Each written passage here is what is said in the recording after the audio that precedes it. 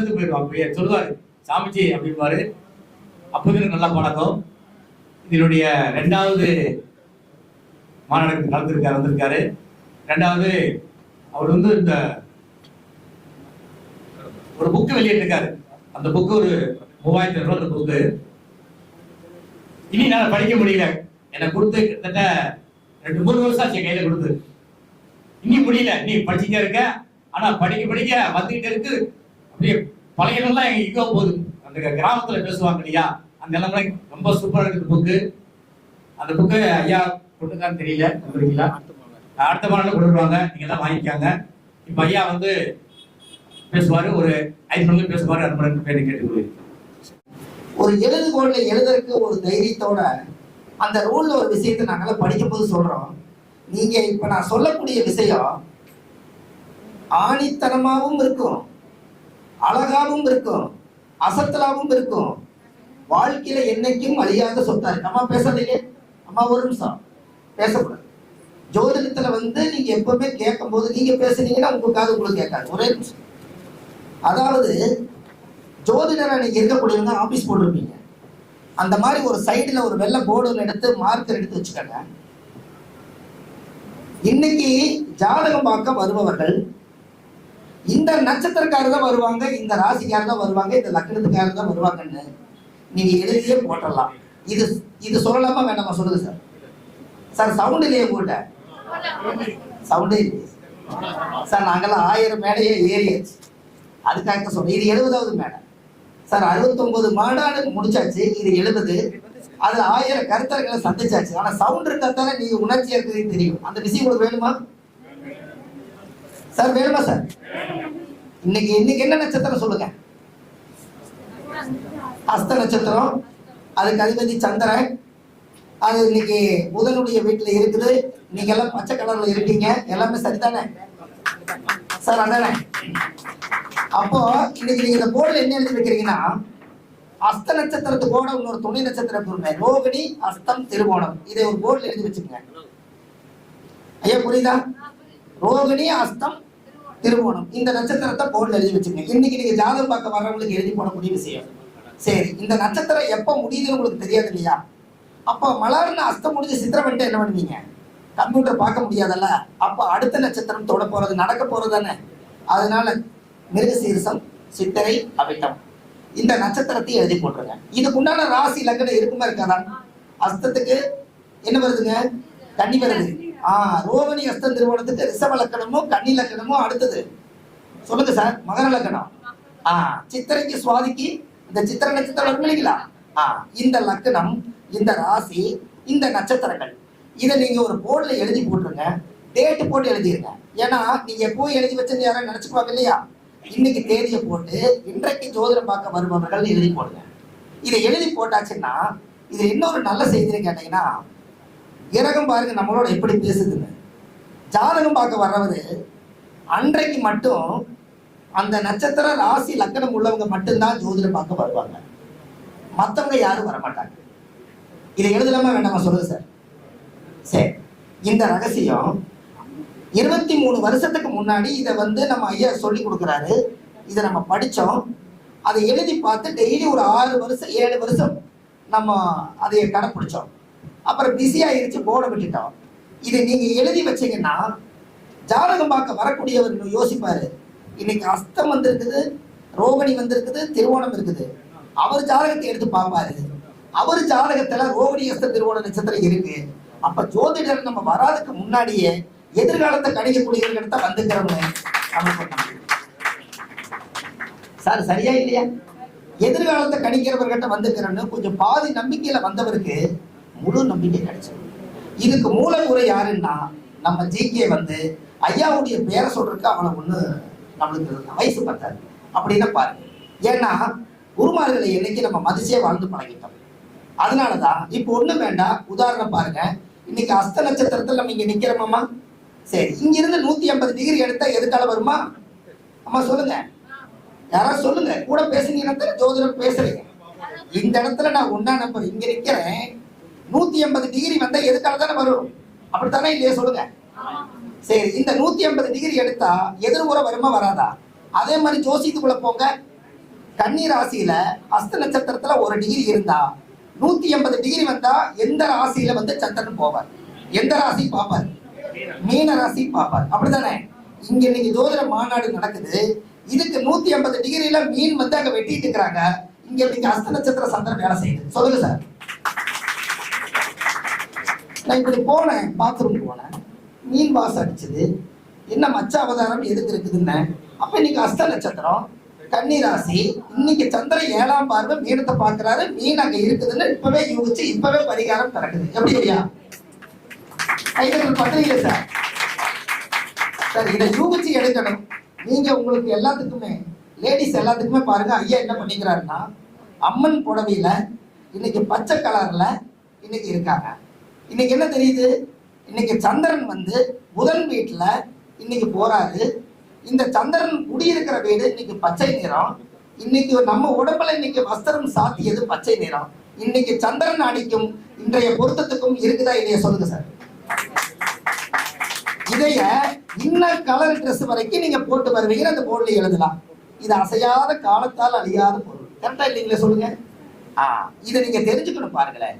ஏன்னா நம்ம ஐயா கட்ட 23 வருஷம், நம்ம 23 வருஷத்துக்கு முன்னாடி படிக்கும் போது இந்த ரூல் எல்லாம் நீங்க தெரிஞ்சுக்கணும். நான் மாந்தி பத்தி ஒரு வீடியோ போட்டேன் விஸ்வாமித்திரர் கோயிலுக்கு. இன்னைக்கு எத்தனை மக்கள் போறாங்க ஐயா? இன்னைக்கு எல்லாம் போறாங்களா இல்லையா? சார் சும்மா சொல்லக்கூடாது. லக்கணத்துல மாந்தி இருந்தா பிரேத தோஷம்னு சொன்னோம். இன்னைக்கு தமிழ்நாட்டுக்குள்ள மார்ச்செடியில எந்த பிரேதம் இல்லை. லக்கணத்துல மாந்தி இருக்கிறவங்க எல்லாம் அவங்கவங்க போலீஸ் அனுமதி கேட்டு அந்த பிரேதம் கொண்டு போய் அடக்கம் பண்ணி அவங்களுக்கு எல்லாம் மோட்சத்துக்கு தீபம் போட்டு வச்சதுக்கு அப்புறம் இவங்க லக்கணத்துல இருக்கிற பிரேத தோசை நிமித்தம் இன்னைக்கு நல்லா இருக்காங்க. சரியா தவறா? சொல்லுங்க சார். 1413 பிரேதங்களை அடக்கம் பண்ணியிருக்கேன் கையால எடுத்து போலீஸ் அனுமதியோட. ஒரு பிரேதம் எடுத்து அடக்கம் பண்ணினா அஸ்வமேத யாகம் நடத்துறதுக்கு சமம். 1413 பாடி இப்ப கரண்ட்ல இது வரைக்கும் செஞ்சிருக்கோம். இது யாரும் செய்யல, ட்ரஸ்ட் கிடையாது, 4 பேர் கூட கிடையாது, தனி மனிதனா இருந்து இதை செய்யறோம். அதுதான் ஒரு பெரிய விஷயம். ஏன்னு கேட்டீங்கன்னா 4 பேர்த்தோட சேர்த்து அதை செய்வோமான்னு நம்மளுக்கு தெரியாது. 10 பேரோட சேர்ந்து அது கூட போய் நடக்குமான்னு தெரியாது. நம்ம பிறப்பு காலத்துல இருந்து இதுவரை காலமா 70 ஜோதிட மாநாடுக்கு அன்னதானம் கொடுத்துருக்கிறோம். 1413 பிரேதங்களை அடக்கம் பண்ணியிருக்கிறோம். 108 கோயில கும்பாபிஷேகம் பண்ணி வச்சிருக்கிறோம். அப்படிங்கிறத செஞ்சு வச்சிருக்கேன். எப்படிங்கய்யா? இது புண்ணியம் செய்வதற்கே புண்ணியம் செய்திருக்க வேண்டும். எப்படிங்க? நீங்க ஒரு கோயில்ல வாசல்ல ஒருத்தர் யாசகம் வாங்கி சாப்பிடக்கூடியவர் யாராவது ஒருத்தர் இருப்பார். அவருக்கு நீங்க ஒரு தயிர் சாதமும் தண்ணி பாட்டில வாங்கி கொண்டு போய் அவர் கையில கொடுத்தீங்கன்னா அவர் வேண்டாமா எனக்கு பசி ஆயிருச்சு நீங்க வேற ஒருத்தர் கொடுத்துருங்கன்னு சொன்னா உங்க சாதத்தை அவர் வாங்குறதுக்கு அந்த சாதத்துல உங்களோட பேர் எழுதல, புண்ணியம் உங்களுக்கு வராது. அப்ப அவர் வாங்குறதுக்கு நீங்க புண்ணியம் பண்ணியிருக்கணும். அதை புண்ணியம் செய்வதற்கே புண்ணியம் செய்திருக்க வேண்டும். இப்ப சொல்லுங்க சார். அப்ப நீங்க நினைச்சு பாருங்க, தர்மங்கள் செய்ய செய்ய கர்மங்கள் குறையுமா தீரும்னு இந்த புக்ல எழுதுல. ஆதிகால பரிகாரம் 1736 பரிகாரம் எழுதுனேன். இப்ப பாகம் 2 போய் இப்ப 3 பாகம் வந்துருச்சு. இன்னைக்கு என்னமோ தெரியல, திடீர்னு கார்ல வரும்போது ஒரு 10 புக்கை எடுத்துட்டு போறது பெரிய விஷயம் இல்லை, மெண்டலா இருக்குது. எப்படியோ மறக்கடிச்சிருச்சு. ஆனா அடுத்துட்டு போய் ஐயா கருத்தரங்கத்தை கூப்பிட்டா அந்த புக்கு இங்க வரும். அந்த புக்கு ஒரு பெரிய ஒரு A4 சைஸ். வாழ்வது ஒரு முறை, வாழ்த்தட்டும் தலைமுறை. நம்ம காலத்துல நம்ம ஜோதிடராக இருந்து மக்களுக்கு ஒரு வழிகாட்டுறதுக்காக இந்த பிறவி எடுத்து வந்திருக்கிறோம். நம்ம இதை சரியா செய்யறோமா செய்யக்கூடாது? சொல்லுங்க சார். புதிய டிவில டெய்லி காலையில 6:50க்கு ஒரு 10 நிமிஷம் கண்டென்ட் நம்மளுக்கு வருது. 1/2 மணி நேரம் லைவ் வருது திங்கக்கிழமை. இந்த 10 நிமிஷம் கண்டென்ட்ல இப்ப போய் செக் பண்ணுங்க. நவ கைலாயம் நம்ம தமிழ்நாட்டுக்குள்ளே இருக்குது. இதுவரை காலமா அது அதிகமா யூடியூப்ல வரல. எப்படி சார்? நவ கைலாயம். இமயமலைக்கு போனா தான் கைலாய சிவனை பார்க்க முடியும்னு நினைச்சிட்டு எல்லாரும் நம்ம போக முடியும்னு நம்ம உட்கார்ந்துருக்கிறோம். ஆனா நவ கைலாயத்தை நீங்க அதை ஆராய்ச்சி பண்ணி அந்த 9 கோயிலையும் போய் அதை ஆராய்ச்சி பண்ணி பார்க்கும்போது மெய் செலுத்து போச்சு. ஏன்னு கேட்டீங்கன்னா ரோம மகரிஷின்னு ஒருத்தர் இருக்காரு. அப்படின்னு என்ன? ரோம மகரிஷினா அவருக்கு உடம்பு பூரா ரோமம். அவர் முதல் கைலாயம் பாவநாசம். இந்த பாவநாச கோயில் தான் முதல் கைலாயத்தில் போய் மோட்ச விளக்கு ஏற்றி சாமிக்கு பூமாலை தேங்காய் பழம் எல்லாம் உடைச்சு பூஜை பண்ணி 9 கோயிலையும் தவம் பண்ணி தியானம் பண்ணி முடிச்சுட்டு அங்க சூரியன் ஸ்தலம் சந்திரன் ஸ்தலம்னு சொல்லி 9 நவகிரக ஸ்தலம் அங்க இருக்கு. திருநெல்வேலி மாவட்டத்துல நவ கைலாய கோயில் இதுக்குள்ள ஒளிஞ்சிருக்கு. அதுல முதல் கைலாயம் தான் பாபநாசம். அதுல இருந்து எடுத்துட்டா பாருங்க, நாம இன்னைக்கு பஞ்சாங்கத்தை எடுத்தா சூரியன், சந்திரன், செவ்வாய், அதுக்கடுத்து புதன், குரு, சுக்கிரன், சனி, ராகு எது நம்ம சொல்றோம். அன்னைக்கே பஞ்சாங்கத்தை படி அங்க அமைச்சு வச்சுக்கிறாங்க. அங்க எப்படி அமைச்சுக்கிறாங்கன்னா, நவகைலாயத்துல முதல் போகும்போது சூரியன் ஸ்தலத்துக்கு நீங்க போவீங்க, அது பாவனாஸ்தல ஆரம்பிப்பீங்க. ரெண்டாவது அதுவே கூட்டிட்டு போகும் சந்திரன் ஸ்தலத்துக்கு. மூன்றாவது அதுவே கூட்டிட்டு போகும் செவ்வாய் ஸ்தலத்துக்கு. நாலாவது ஸ்தலம் போகும்போது புதனத்தில போகணும், ராகு ஸ்தலத்துக்கு போகும். சார் புரியுது? ராகுக்கு போகுது. அப்ப எங்க போகுதுங்க? திசை வரிசைப்படி போகுது. சார் சரியா? ராகுக்கு அடுத்தது குரு ஸ்தலத்துக்கு போகுது அந்த வண்டி. குருக்கு அடுத்து சனிக்கு போகுது, சனிக்கு அடுத்து புதனுக்கு போகுது, புதனுக்கு அடுத்து கேதுக்கு போகுது, கேது போய் சுக்கரல போய் முடியும். அப்போ பிரம்மரிஷி அவர் ரோம மகரிஷி கைலாயத்துல ஆரம்பிச்சு சூரியன் ஸ்தலத்துல ஆரம்பிச்சு சுக்கரன் ஸ்தலத்துல முடிச்சுட்டு காத்திலேயே ஜீவசமாதியானவர் ரோம மகரிஷி. எப்படி? அந்த ஒரு ஸ்தலம் நம்ம உலகத்துல நவ கைலாயம் இங்க இருக்கு. நீங்க வாழ்க்கையில ஒரு முறை இமயமலை போய் நம்ம கைலாயத்தை பார்க்க முடியாதவங்களுக்கு சித்தர்கள் சாதாரண விஷயமா? அந்த காலத்துல ஏரோப்ளேன் கிடையாது, ட்ரெயின் கிடையாது, பஸ் கிடையாது, பெரிய அசுர வாகனங்கள் எதுவும் கிடையாது. அப்படி இருக்கும்போது சித்தர்கள் யோகிச்சு பார்த்துருக்காங்க, வயசானவங்க கால் நடக்க முடியாதவங்க கைலாயத்தை பார்க்கணும்னா என்ன பண்றதுன்னு சொல்லி 33 கோடி தேவர்களும் 4000-8000 கோடி ரிஷிமார்கள் எல்லாரும் சேர்ந்து நவ கைலாயத்தை நம்ம தமிழ்நாட்டுக்குள்ள உருவாக்கியிருக்காங்க. எப்படியா? இன்னைக்கு அந்த மீடியாவை ரொம்ப வேகமா பரப்புறாங்க. ஏன்னா ஒரு விஷயம் கிடைச்சா இது உலகத்தை கொடுத்துட்டு போயிடணும். நாம எங்க எடுத்துட்டு போறோம்?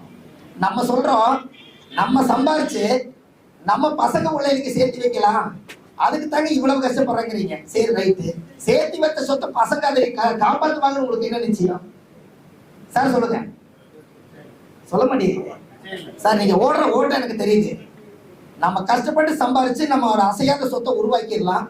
ஒரு 5 லட்சம் ரூபாய் மாசமான வாடகை வாங்கி சாப்பிட்ற அளவுக்கு உருவாக்கிட்டு நம்ம வாங்கி சாப்பிட்டு முடிச்சு நம்ம ஆத்மா போனதுக்கு அப்புறம் நம்ம பிள்ளைங்க கஷ்டமெல்லாம் வாழிட்டு நினைக்கிறீங்க. குருவி கூட்டுக்குள்ள தீனி இருந்தா இறந்தட போகாது. எப்படி சார்? என்ன பாக்குறீங்க? கை தட்டலையே.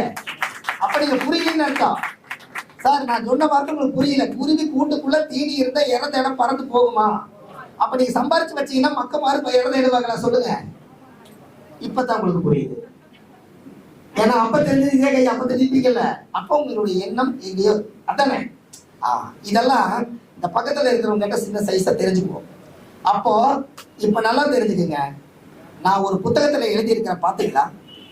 முற்பிறவியில செய்த பாவங்கள் எப்பிறவிக்கும் தொடராமல் இருக்க இப்பிறவியிலேயே என் தந்தை வழியில் வந்த கர்மாவணிகளும் என் தாய் வழியில் வந்த கர்மாவணிகளும் என் தாயுடைய கர்ப்பத்திலிருந்து நான் இந்த பூமிக்கு கொண்டு வந்த கர்மாவணிகளும் இன்றோடு நிவர்த்தியாகட்டுன்னு விளக்கேத்துங்க. உங்க கர்மம் குறையும். இதுக்கு தானே பிறவி எடுத்து வந்தீங்க? சொல்லுங்க. வேற எதுக்கு வந்தீங்கன்னு ஏதாவது ஒரு வேலை விடுங்க. சார் நாம சம்பாரிச்சு பார்த்துட்டோம், இந்த அன்னதானம் எல்லாம் நம்ம போட்டு பார்த்துட்டோம். ஐயமாரெல்லாம் தெரியும், நிறைய பார்த்துருக்காங்க. நம்ம சாப்பாடு போடுறதுல ஒரு பட்டம் வாங்கியிருக்கோம், அன்னதான பிரபுன்னு. அதை வாங்குறதுக்கு ஒரு கொடுப்பன வேணும். ராஜா தான் அந்த காலத்துல சோறு போட்டார், ஜோசியர் எப்படி சோறு போட்டுவாரு? சம்பாதிக்கிற பணத்துல 60% நம்ம வச்சுக்கிட்டு 40% நம்ம தர்மம் எல்லாம் நம்ம நினைச்சிட்டோம். அப்படி இல்லை, 40% நம்ம வச்சுட்டு 60% உலக மக்களுக்கு கொடுத்தா உங்க முன்னோர்களுடைய கர்மாவை நீங்க குறைக்க முடியும். எதுல குறைப்பீங்கன்னு சொல்லுங்க சார். உங்களுக்கு ஒண்ணு தெரியுமா? ஒரு இஸ்லாமியராக இருந்து 5 நேரம் தொழுது கடவுள்கிட்ட வணங்கும் போது அவங்களுடைய குரான்ல 100 ரூபாய் சம்பாரிச்சா 2 ரூபாய் தர்மம் பண்ணணும்னு ஒரு விதி இருக்கு. அவர் என்ன பண்றாருன்னா, காலையில வாங்கோசை கேட்டோடனே கல்லாப்பட்டியில 100 ரூபாய் இன்னைக்கு இறைவன் வருமானம் போட்டாருன்னா 2 ரூபாய் சில்லற காசு எடுத்துட்டு போய் சோகனா பைக்குள்ள போட்டு கடவுளுக்காக தலை வணங்கி தொழுதுட்டு வெளியில வரும்போது யாசகமாக இருக்கிறவங்களுக்கு, இறைவா நான் 100 ரூபாய் சம்பாரிச்சேன், 2 ரூபாய் உன்னோட காசு 98 தான் எனக்கு வருமானம், இந்த 2 ரூபாய் தான் உனக்கு, நான் எனக்கு பாவ கணக்கு எழுதிடாது 2 ரூபாய் போட்டு போயிட்டு இருக்கிறேன். ஒரு நிமிஷம். எப்பவுமே நான் பேசும்போது மட்டும் யாரும் பேசிடக்கூடாது. ஏன்னா என்னோட கரண்ட் ஓடி இருக்குதுல்ல. அதுதான் ஏன்னு கேட்டீங்கன்னா, கொஞ்ச நேரம் தான் எங்களுக்கு வாழ்க்கை டைம். ஆனா வந்தது 4 மணி நேரம் வந்துருக்கிறோம்.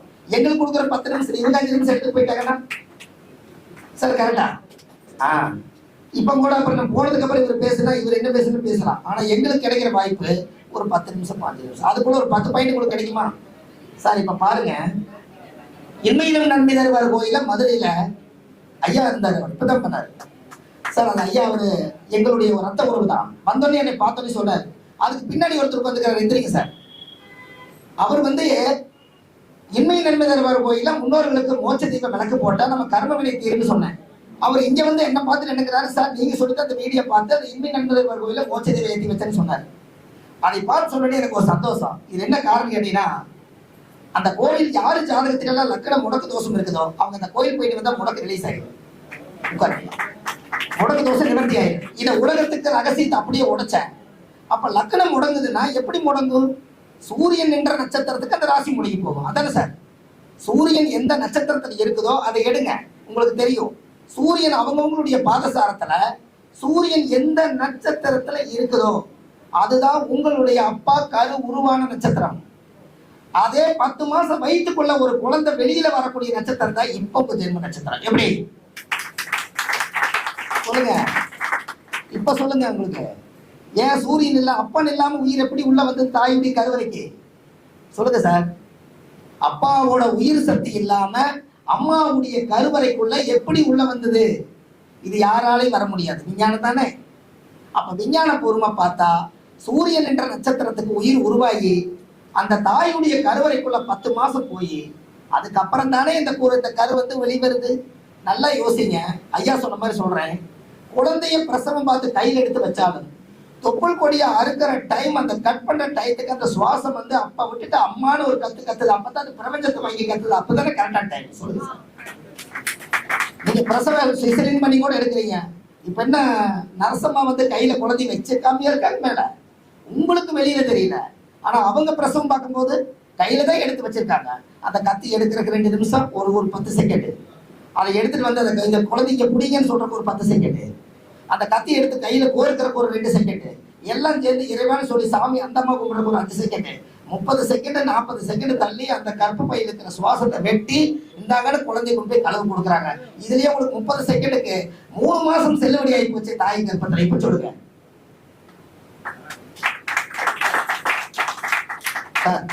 ஒரு தாயுடைய கர்ப்பத்துல எத்தனை மாசம் தான் குழந்தை? சந்திரன் திசை எத்தனை வருஷம்? அப்ப 10 மாசம் வந்துருச்சா? சூரியன் திசை எத்தனை வருஷம்? 7 வருஷங்களா? இப்ப மாத்திட்டாங்களாமா? இல்ல, மாத்தல. அப்படியே தான் இருக்கு. நம்ம காலத்துல அது மாறாது. சூரியன் 6 வருஷம். சூரிய உதயம் எத்தனை மணிக்கு ஆரம்பிக்குது? அப்ப சூரியனும் சந்திரனும் சேர்த்துல எத்தனை வருஷம்? இந்த 16ங்கிறது என்ன கிரகம்? அதனால 2 பேரும் சேர்ந்து ஒரு குறுங்குற குழந்தைய வெளி உலகத்தை கொண்டு வரக்கு தாய் தந்தைகள் முக்கியமா இருக்காங்க. சார் இருக்காங்களா இல்லையா? அப்ப இந்த குரு திசை எங்க வந்துச்சுன்னா சூரியன், சந்திரன், அதுக்கடுத்து செவ்வாய், அதுக்கடுத்து ராகு. அப்படித்தானே சொன்னாங்க சார்? அப்படித்தானே? எந்த திசையில் வருது ராகு? குரு எப்ப வர்றாரு? எந்த திசை சார் வர்றாரு சார்? குரு என்ன திசை? சூரியன் 1, சந்திரன் 2, செவ்வாய் 3, அடுத்தது ராகு 4, குரு 5. புத்திரஸ்தானம் எத்தனாம் இடம்? அதனால 5ஆம் இடம் புத்திரஸ்தானம் வச்சிருக்காங்க. சார் புரியுது சார்? கைதட்டல் கம்மியா இருக்கு. குரு 5ஆம் திசை உங்களுக்கு ஆர்டர். இப்ப பஞ்சாங்கத்தை எடுத்து பாருங்க. சூரியன், சந்திரன், செவ்வாய், ராகு, குரு. இந்த குருங்கிறது 5. புத்திரஸ்தானம் எத்தனாம் இடம்? இந்த 5ஆம் இடத்தை எங்கிருந்து எடுத்தாங்க? பஞ்சாங்கத்துல திசை வரிசையில வச்சிருக்காங்க. நல்லா பாருங்க. மக நட்சத்திரம் ஆணியோனி, எனக்கு ஆணிலி. பூர நட்சத்திரம் பெண்ணிலி. சார் கரெக்டா? அது தெரியுது உங்களுக்கு? அப்போ நம்பர் சொல்லுங்க. 0003 TN28. இல்ல நம்மளுக்கு பாய்ச்சல். ஏன்னா நான் இங்க பேசி இருக்கேன், அங்க சத்தம் போட்டாங்க. சார் சார் உங்களுக்கு தெரியுதா? நீங்க கொஞ்சம் முன்னாடி போங்க. ஆமா சார், நல்லா தெரியுதா? இப்ப எதுல இருந்து விட்டீங்கன்னு சொல்லுங்க. ஆண், அதாவது சார் இதை நல்லா கவனிக்கணும் நீங்க. சார் கொஞ்சம் நிமிர்ந்து பாருங்க சார். நீங்க நிமிர்ந்து. அப்ப எத்தனை பேர் நிமிர்ந்துக்கிறீங்க, எத்தனை பேர் சாப்பிட்டுக்கிறீங்க சார்? அதாவது மக நட்சத்திரம் ஆணெலி, அப்படிதானே? பூர நட்சத்திரம் ரைட். இந்த ஆணெலியும் பெண்ணெலியும் சேர்ந்து 16 நாளைக்கு ஒருக்கா இனப்பெருக்கம் ஆகிறதுனால குட்டி போடுறதுனாலதான் 5ஆம் இடம் என்பது யோனின்னு வச்சிருக்கிறாங்க. தினம், கணம், மகேந்திரம், ஸ்ரீதீர்க்கம், யோனி. எப்படி?